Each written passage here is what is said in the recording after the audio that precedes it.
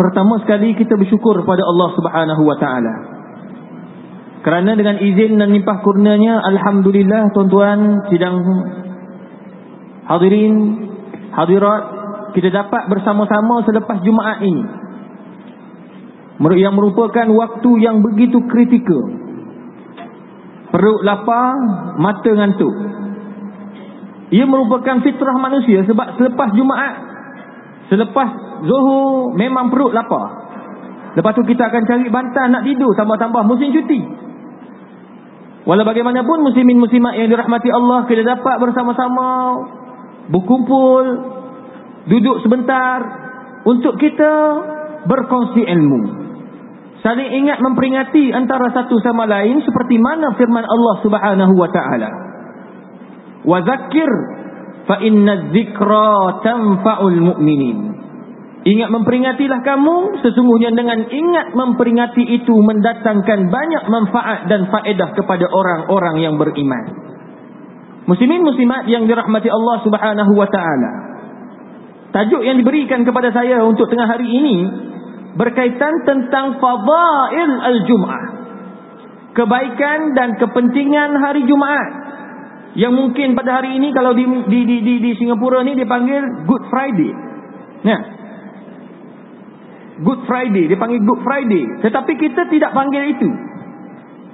Kita daripada zaman Nabi Muhammad sallallahu alaihi wasallam lagi telah memperakui bahawa hari Jumaat adalah sayyidul ayyam, hari yang terbaik untuk kita, tuan-tuan yang saya hormati sekalian.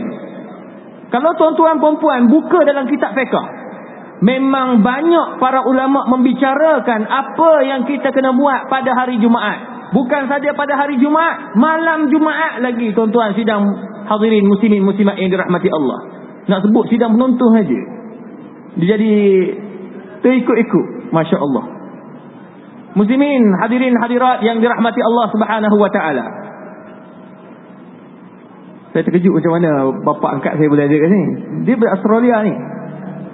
Tapi tak apa, alhamdulillah ada ni abang angkat saya. Alhamdulillah. Muslimin muslimat yang dirahmati Allah Subhanahu wa taala.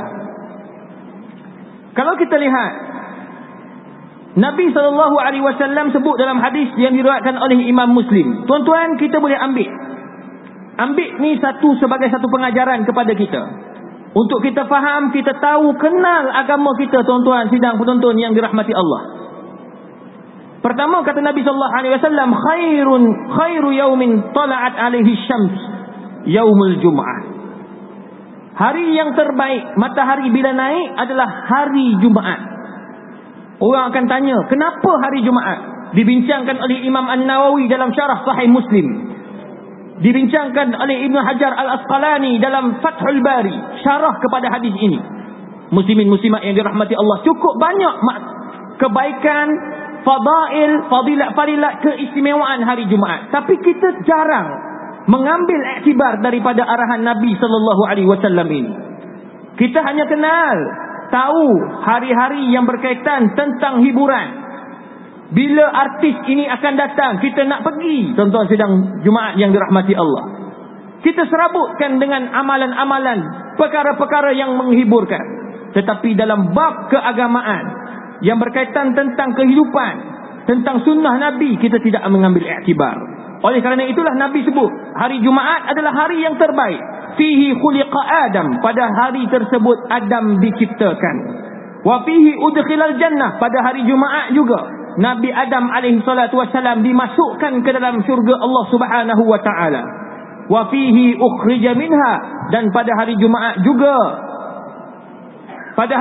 juga Nabi Adam dan Hawa dikeluarkan daripada syurga yang Allah Subhanahu wa taala duga umat manusia kali pertamanya. Ada orang tanya, tuan-tuan hadirin hadirat yang dirahmati Allah, kenapa Nabi Adam buat salah? Dia marah pula. Ini dibincang dalam kitab sejarah. Sebab orang tanya, kenapa Nabi Adam ni dia buat salah? Sepatutnya jangan buat salah. Kalau Nabi Adam tak buat salah, nescaya sekarang ini orang Malaysia, orang Singapura, orang Brunei, semua orang yang ada kat muka bumi ini akan duduk dalam syurga belaka. Saya berkhutbah dalam syurga kali. Ya. berceramah dalam syurga. Tuan-tuan duduk dalam syurga semua, dalam paradise. Masya Allah. Tapi sebenarnya tuan-tuan, Allah dah lakarkan dalam Al-Quran, inni ja'ilun fil ardi khalifah. Aku nak jadikan penduduk-penduduk muka bumi ini khalifah. Perkara ini saya sebut dalam program saya setiap pagi Khamis 6.30 pagi, sirah Nabi SAW dan sirah para Nabi. Setiap 6.30 pagi TV1. Ia berkaitan tentang apa? Tentang sejarah bagaimana Nabi SAW, Nabi Adam AS dikeluarkan daripada syurga. Ada hikmahnya. Sebab Allah jadikan syurga, Allah jadikan neraka. Kalau semua duduk syurga, buat apa Allah jadikan neraka? Ada hikmah. Maka Allah dah dialog dah sebelum kita dicipta oleh Allah Subhanahu Wa Taala. Inni ja'ilun fil ardi khalifah. Aku nak jadikan penduduk di muka bumi ini ialah golongan-golongan pemimpin daripada manusia, muslimin muslimat yang dirahmati Allah. Maka Allah keluarkan pada hari Jumaat. Cumanya tuan-tuan sidang Jumaat yang dirahmati Allah Subhanahu Wa Taala, pada hari Jumaat, kenapa Allah sangat suka pada hari Jumaat? Nabi SAW sangat suka pada hari Jumaat. Ia dibincangkan oleh para ulama berdasarkan kepada hadis-hadis yang sahih. Antaranya dibincangkan oleh para ulama apa yang perlu kita buat pada malam Jumaat. Pada malam Jumaat lagi, para ulama-ulama fiqh, antaranya Imam Syafi'i sendiri dalam kitab Al-Um, dia bincang apa yang kita kena buat pada malam Jumaat lagi. Antara yang Nabi SAW galakkan tuan-tuan muslimin muslimat yang dirahmati Allah, malam Jumaat bermula saja maghrib, bermulalah satu sunnah Nabi. Apa yang Nabi buat? Iqra'u lailatal jum'ati suratal kahfi. Bacalah surah kahfi pertama. Yang kedua, para ulama tambah dalam mazhab Syafi'i, antara Imam Nawawi, dia kata boleh baca, kalau boleh bacalah surah-surah daripada Al-Quran. Antara yang diamalkan di Singapura, yang diamalkan di Malaysia, yang diamalkan di Indonesia, yang diamalkan di Brunei Darussalam, apa dia? Baca surah Yasin. Maka tuan-tuan, baca surah Yasin merupakan adat. Kita baca dapat pahala ke tidak? Dapat. Siapa kata tak dapat pahala, masuk neraka juga tu. Sebab apa? Sebab Yasin daripada suar min suratil Quran, salah satu daripada surah-surah Al-Quran. Siapa kata baca Quran tak boleh pada malam Jumaat? Tak betul. Maka kita boleh baca surah Yasin untuk kata apa? Ia merupakan adat kita orang Melayu. Di samping itu, kita baca surah Al-Kahfi yang merupakan sunnah Nabi SAW. Orang kata, ustaz, panjangnya surah Kahfi. Saya ni baca tak lancar lah ustaz. Tak apa, dia tempoh yang Nabi bagi baca di antara maghrib sampai khatib naik mimbar. Jadi tuan-tuan boleh baca malam sekarang 1 jam baca 1 page, sekarang 1 jam lagi, esok 1 page, lepas sarapan baca lagi 1 page. Lama-lama habis dah, dalam lebih kurang 4-5 page je, tak banyak, sikit je.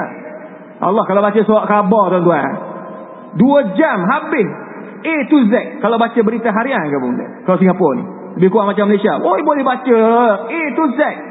Siapa coming ke Malaysia, siapa semua dia tahu belaka. Takkanlah baca surah Kahfi kita merungut. Baca, Nabi SAW sebut, man qara'a harfan min ayatillah. Siapa yang baca satu huruf daripada ayat-ayat Quran akan dapat pahala yang cukup besar. Apatah lagi kita baca sunnah Nabi SAW. Baca surah Kahfi, baca surah Yasin. Ini antara amalan-amalan yang Nabi SAW suruh kita buat pada malam Jumaat, tuan-tuan sidang nonton yang dirahmati Allah. Itu perkara yang kita kena lakukan, sunat pada malam Jumaat. Yang kedua, sunat yang kita lakukan pada pagi Jumaat. Ini dibincang, ramai orang nak buat. Nabi SAW dia galakkan pada pagi Jumaat kita niat mandi. Itu niat mandi sunat dah.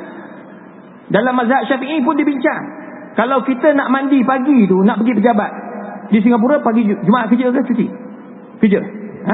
Kerja. Kalau Brunei dia cuti. Kelantan di Malaysia pun ada 3 negeri cuti. Terengganu, Kelantan dan Kedah cuti. Brunei hari Jumaat cuti. Yang lain semua kerja. Pagi-pagi nak pergi pejabat tu, tuan-tuan buka air tu, Imam Syafi'i ajarnya niat sahaja aku mandi sunat Jumaat. kalau ikutkan afdal, ikutkan yang terbaik, tuan-tuan mandi before Jumaat. Kalau keluar pejabat tu dalam pukul 12, keluar pergi mandi kejap, itu yang terbaik.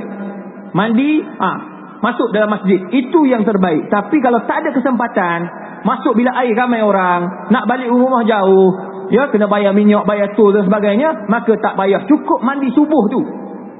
Mandi subuh, buka air sahaja, aku mandi sunat Jumaat lillahi ta'ala, selesai. Itu sebut kalau niat dalam hati. Ikutlah tuan-tuan, niat je, aku nak mandi sunat Jumaat, dapat pahala. Ustaz, kebetulan Ustaz, pagi tadi saya terjunub. Tahu kau dia junub? Junub, mana berjunub, keluar air mani, sama ada dengan persetubuhan atau tidak. Macam mana ni Ustaz, nak kena mandi 2 kali ke? Orang Singapura buat macam mana? Kalau Majid Amin ni buat macam mana? Boleh tak mandi? Kena mandi dulu. Mandi wajib dulu. Selesai mandi wajib, buka sekali lagi paip. Sahaja aku mandi sunat. Tak payah. Dia boleh digabungkan. Mazhab Syafi'i membenarkan, antaranya Imam An-Nawawi rahimahullah, dia kata boleh. Ijma' jam'u bainal wajib wa sunnah. Boleh digabungkan antara wajib dengan sunat. Macam mana? Niat dia, sahaja aku mandi wajib, kerana aku mandi wajib, dan digabungkan dengan sunat Jumaat lillahi ta'ala. Dapat dua-dua. Maka selesai sembahyang mandi kita pagi tu, dapat mandi wajib, dapat pahala. Mandi sunat Jumaat pun dapat pahala. Tuan-tuan, puan-puan, hormati sekalian, cukup menarik pada hari Jumaat. Tengok, nak kata hari Jumaat adalah sayyidul ayyam, hari yang terbaik. Maka kita jangan ikut apa yang barat bawa. Hari Valentine Day, Good Friday, semua itu bukan daripada budaya orang Islam, bukan daripada apa yang diajar oleh Nabi SAW. Ia adalah daripada orang-orang barat, nak rosakkan pemikiran anak-anak muda kita, nak rosakkan pemikiran orang Islam. Maka kita kena berubah sidang Jumaat yang dirahmati Allah, agar kita menjadi orang yang ikut sunnah Nabi SAW sebenar-benarnya. Muslimin muslimat yang dirahmati Allah, itu yang kita lihat. Yang pertama di pagi Jumaat, yang kedua di pagi Jumaat. Kemudian yang paling kritikal ialah di waktu tengah hari. Kita keluar pejabat, nak pergi makan dulu ke nak semayang dulu? Kalau di Malaysia ni dia masalah sikit. Dia diberikan keluar pukul 12 dah keluar, tapi dia pergi lepak-lepak dulu. Ada hak isap rokok, ada hak tengok TV, ada hak tidur, tak apalah. Tapi masalah Jumaat dekat tu, bila dah azan maghrib, azan Jumaat, dia sibuk nak pergi makan. Kesalahan pula yang berlaku di kawasan masjid, dia buka kedai-kedai makan. LPM, kalau di Malaysia dia tak panggil LPM, dia panggil AJK. AJK masjid berdosa, orang yang makan berdosa, orang yang menjual berdosa, semua masuk neraka kalau tak bertaubat. Oh, ustaz garangnya ustaz cakap. Ada dalil tak? Memang ada dalil daripada firman Allah Subhanahu wa taala dalam surah Jumaat. Tuan-tuan rujuk. Apa kata Allah dalam surah Jumaat ayat 9 10? Ya ayyuhalladzina amanu idza nudiya lis-salati min yaumil jum'ah fas'au ila dzikrillah wa dzarul bai'. Apa kata Allah? Wahai orang-orang yang beriman, bila saja masuk saja waktu solat, idza nudiya lis-salah, azan pertama, dalam satu riwayat kata imam duduk pegang assalamualaikum, bermula dah arahan ini. Bila saja Jumaat sudah masuk ataupun khatib sudah berada di atas mimbar, fas'au ila zikrillah, berkejar-kejaranlah kamu untuk berzikir mengingati Allah Subhanahu wa taala. Ini dekat-dekat nak azan, masa itulah sibuk kita nak mandi. Dekat-dekat nak azan, masa tu sibuk nak jumpa bini. Nah, masa dekat-dekat nak azan, masa itulah sibuk kita nak bawa isteri dan anak-anak pergi makan. Ini tabiat orang Islam. Sedangkan dia ada satu fadail, pahala besar. Siapa yang datang paling awal akan dapat seekor unta. Siapa datang lewat sikit daripada itu akan dapat seekor lembu. Siapa datang selepas itu akan dapat seekor kambing. Akan dapat yang keempat, akan dapat apa tuan-tuan? Akan dapat seekor ayam.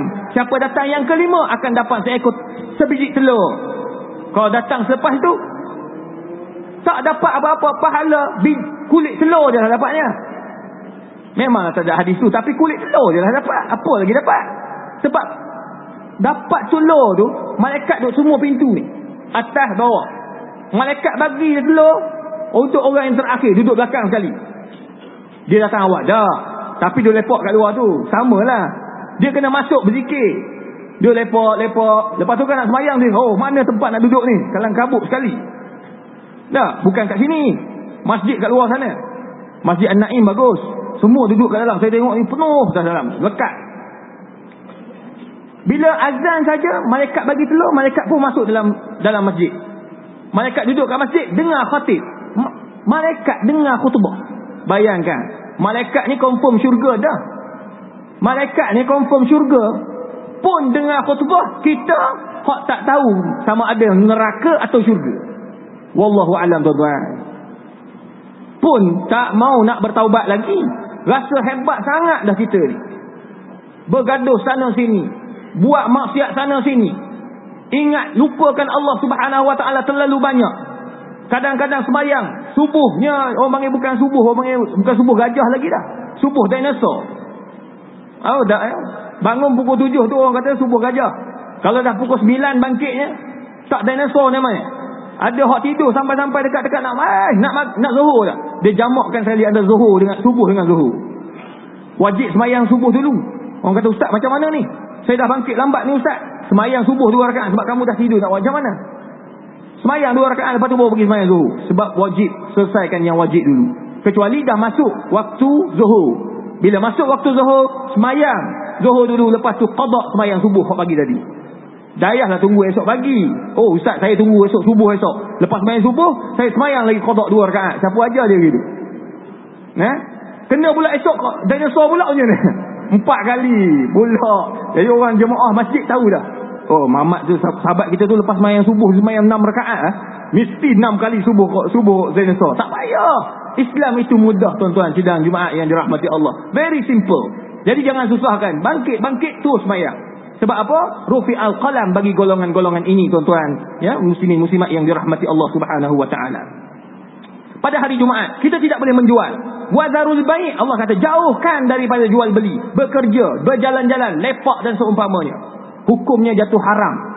Dibincangkan oleh Imam Syafi'i rahimahullahu taala. Haram kalau kita menjual, haram kita membeli. Itu sebabnya waktu tengah khutbah, siapa-siapa menjual, LPM boleh pergi tegur, tolong jangan jual. Ustaz, saya ni orang perempuan, tak payah menjual, saya tak menjual. Bukan, saya tak wajib sembahyang Jumaat. Bolehkah saya menjual? Tak boleh juga. Perempuan pun tak boleh jual. Sebab apa? Yang beli itu lelaki, kecuali perempuan yang beli. Perempuan jual pada perempuan, itu boleh. Jadi orang lelaki kalau nak beli, bawa isteri sekali datang. Awak pergi beli barang, saya pergi sembahyang lah. Baru boleh. Kalau nak makan, awak makan untuk saya nak pergi sembahyang. Boleh. Ini masalahnya, suruh isteri beli, kita makan kat luar. Habis. Dua-dua dapat dosa. Muslimin muslimat yang dirahmati Allah Subhanahu Wa Taala. Ada pula yang Nabi SAW minta kita ni Jumaat kita buat yang terbaik, biar dapat pahala. Yang sedihnya, sekurang-kurangnya dapat telur pun okey, dapat kulit pun okey. Ada yang lebih teruk daripada itu. Siapa tuan-tuan? Yang meninggalkan Jumaat. Meninggalkan Jumaat, sanggup balik rumah tidur, tak nak pergi Jumaat. Ada orang tanya saya dekat Malaysia lah. Dekat Malaysia dia ada, orang kata apa, siaran langsung khutbah Jumaat. Bila tanya, ustaz, boleh tak saya nak sembahyang Jumaat dekat rumah? Wah, saya kata mana boleh.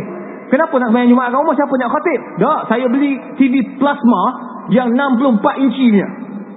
Jadi saya tengok khatib tu sama besar dah dekat macam dekat masjid. Boleh tak saya ikut dia? Tak boleh. Tak boleh, hukumnya haram. Sebab apa? Kamu tinggalkan Jumaat.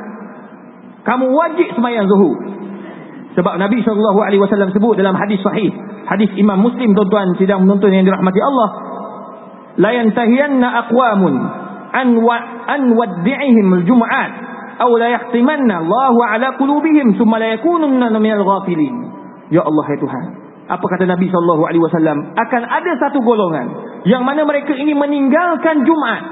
Dalam riwayat Imam Nawawi kata 3 kali Jumaat.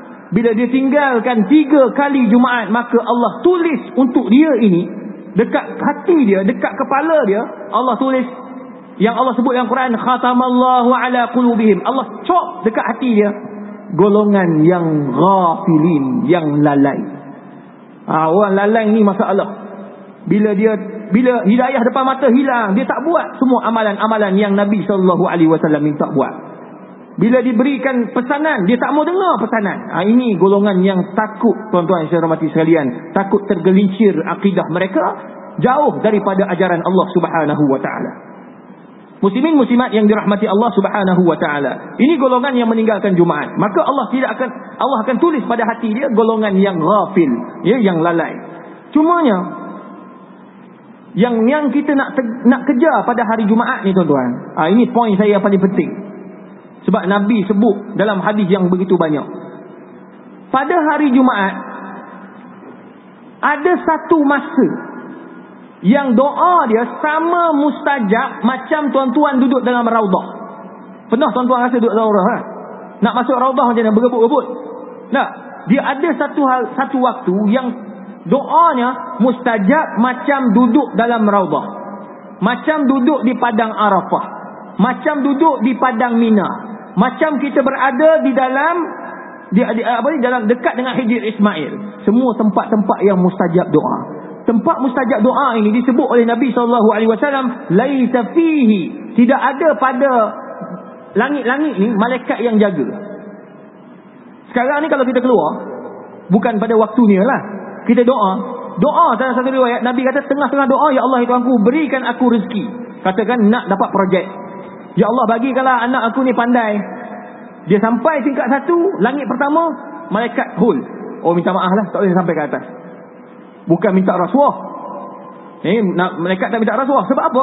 Sebab dia ni ada hutang dengan orang. Ada hutang dengan orang, tak bayar, sengaja tak mau bayar. Maka malaikat tak mau hantar untuk bertemu dengan Allah Ta'ala. Tak mau bawa doa kita ni jemu Allah Ta'ala, sebab kita ada hutang dengan manusia. Tapi pada hari waktu-waktu ini, pintu langit semua terbuka, malaikat tak duduk, malaikat semua berdoa pada Allah Ta'ala. Ini yang kita nak kejar.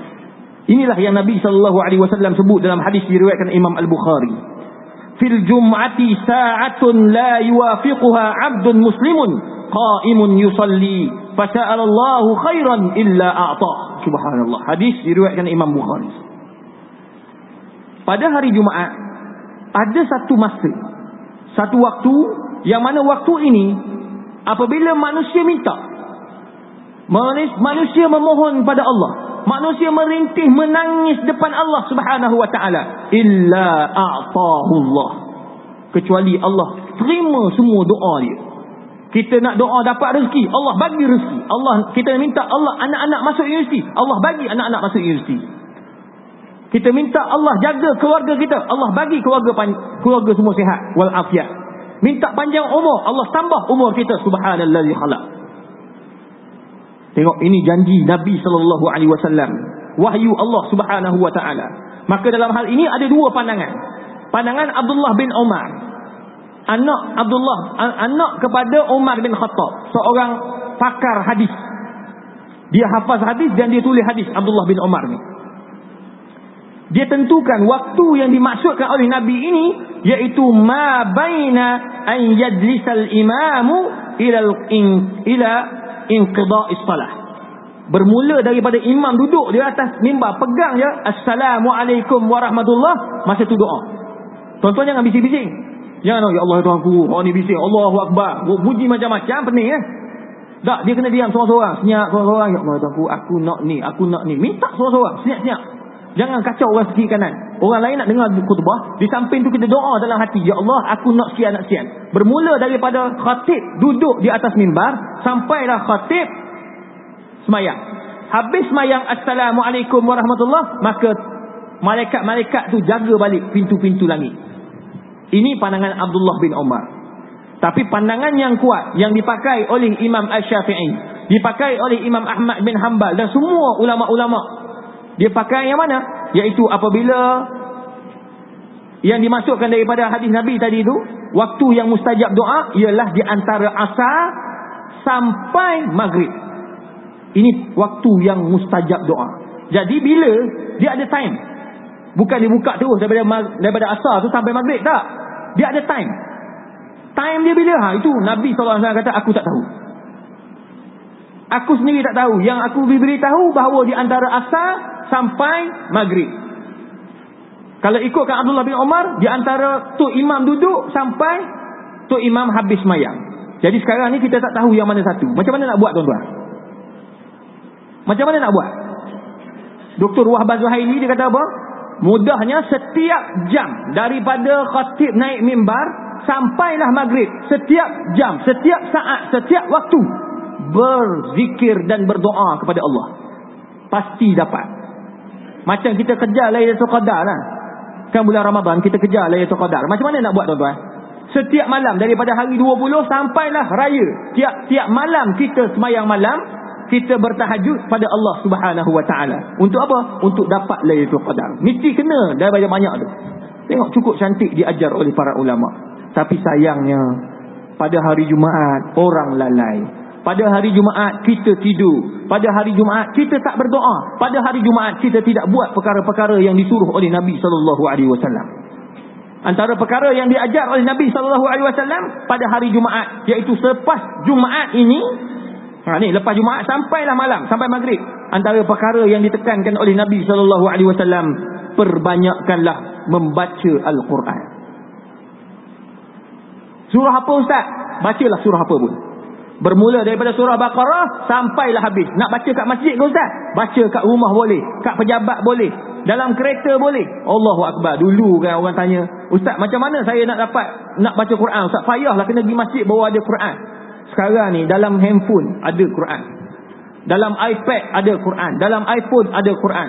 Dekat Singapura ni saya tengok semua pakai iPhone. iPhone Blackberry. Jarang jumpa Samsung Galaxy. Semua Quran memang ada confirm.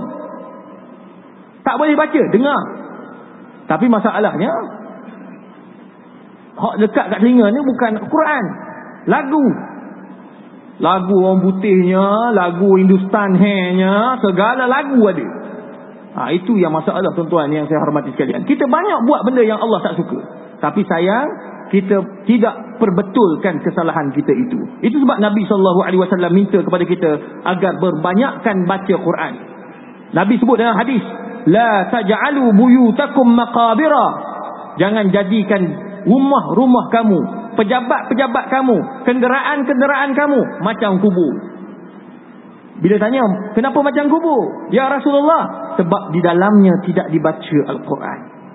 So baca Quran banyak-banyak, tuan-tuan. InsyaAllah Allah permudahkan urusan, tuan-tuan. Tambah hari Jumaat, kalau boleh, biarlah boleh dapat 1 juzuk Al-Quran. Kalau kita boleh, kalau mampu.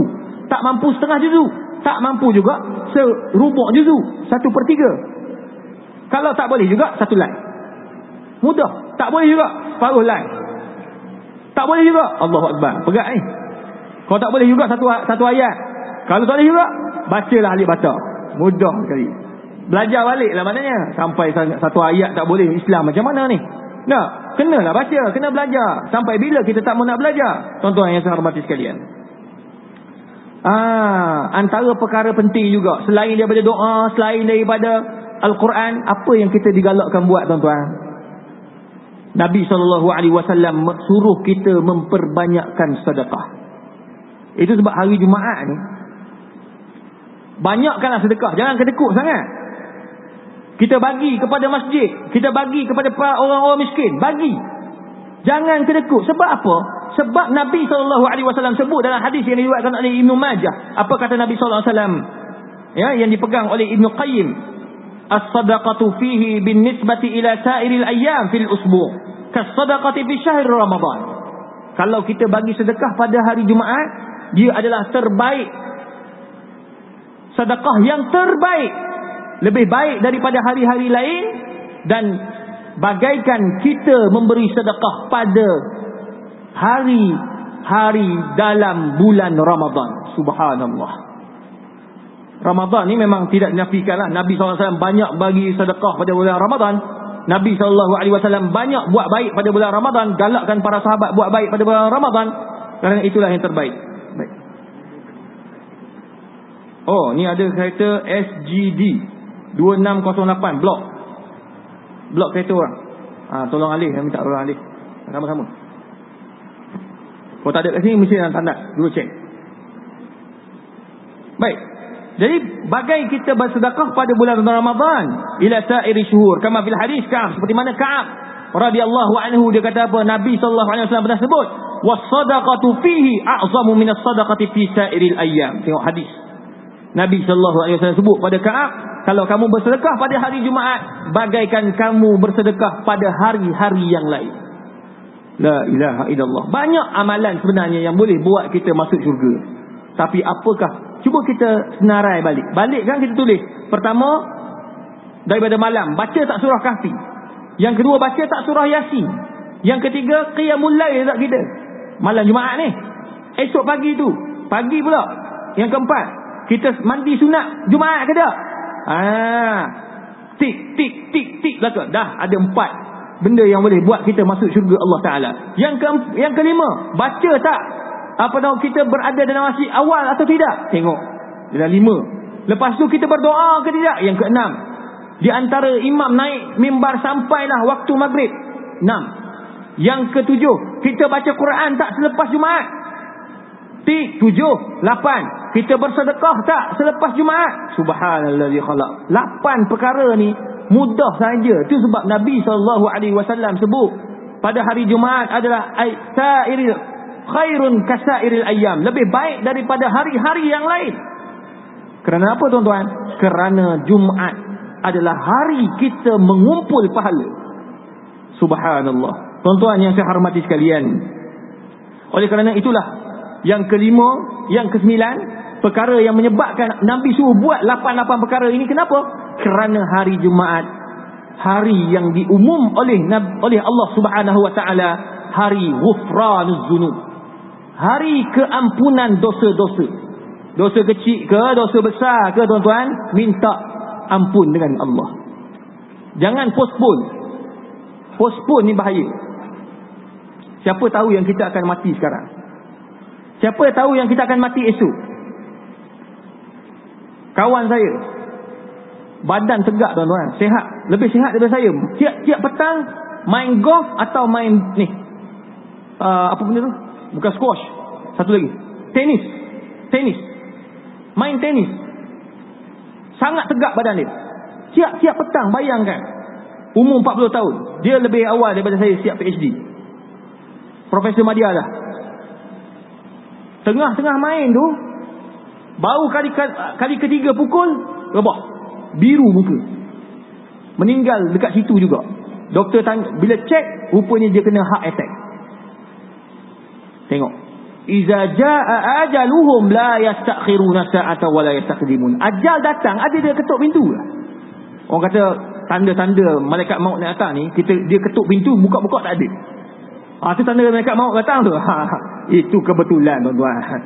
Kebetulan ada orang ketuk, dia tengok kita buka, dia belah. Lepas tu buka orang, tak ada orang. Bukan pun.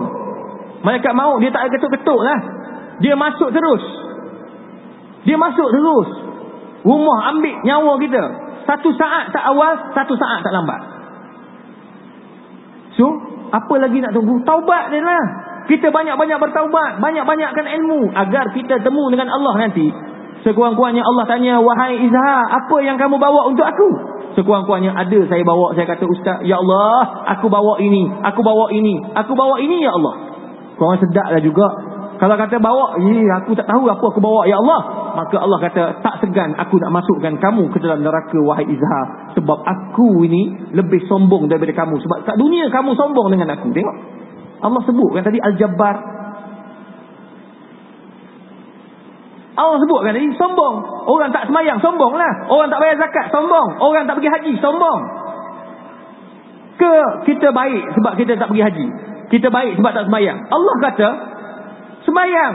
Inna salata tanha anil fahsya'i wal munkar. Sembahyang itu larang kamu daripada melakukan maksiat. Maka kenapa kamu tak semayang? Makna kamu lawan Allah Ta'ala. Kalau ayah kita kata, Izha, balik. Kalau saya tak balik, saya ni durhaka. Bila durhaka dengan ibu bapa, tak masuk syurga. Apatah lagi durhaka dengan Allah Subhanahu wa taala. Allah suruh semayang, tak semayang. Allah suruh buat baik, tak buat baik.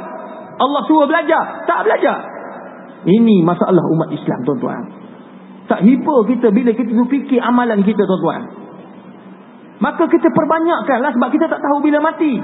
Tambah pula kalau janggut kita dah putih, rambut kita dah putih, misai kita dah putih, bulu ketiak pun dah hampir putih dah. Tak sungguh putih laka dah. Takkanlah kita tak insah-insah lagi. Contoh je ya. Contoh. Haji ada kereta? Ada kereta? Ada kereta? Macam mana? Kata Haji bawa kereta.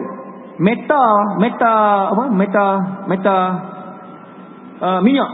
Meta minyak tu rosak. Adakah Haji sebelum nak pergi baiki lah, kita akan baiki kan? Adakah Haji akan biarkan kereta tu macam tu ya? Rasanya setiap kali jumpa stesen minyak kita bubuh tak? Bang, penuh bang. Asyik bubuh penuh je bang. Meta rosak. Pandai pula kita kalau kereta tak meta minyak rosak, kita tak tahu bila minyak ni habis, kita bubuh selalu penuh nak. Tapi malangnya kita dalam amal ibadat sama juga, kita tak tahu bila kita mati. Kalaulah Allah bagi tahu, okey, Haji mati pada hari sekian, Ustaz Izhar mati pada hari sekian, ya Haji Ismail mati pada hari sekian, semua orang mati pada hari sekian-sekian, saya rasa masjid ni semua penuh orang. Tuan-tuan tahu tak? Masjid An-Naim ni tiap-tiap malam penuh. Tahajud penuh, rapat dinding. Bila masuk tu imam, ustaz pun sukalah masuk ceramah. Datang ceramah, oh, wahai saudara-saudara yang akan mati esok. Direct dia tu. Sebab apa semua nak mati dah. Dia kata esok mati ustaz. Ni kalau kita orang ni esok mati. Jadi penggali kubur tahu dah dalam masjid ni berapa orang? Masjid tu berapa orang? Tahu dah semua nak mati belaka tu. Yang tak mati lagi, yang tahu, oh aku mati pada tahun 2020 mati. Confirm buat maksiat saja. Tak. Pergi dekat semalam Haji Ismail tunjuk kat saya ada tempat maksiat lah.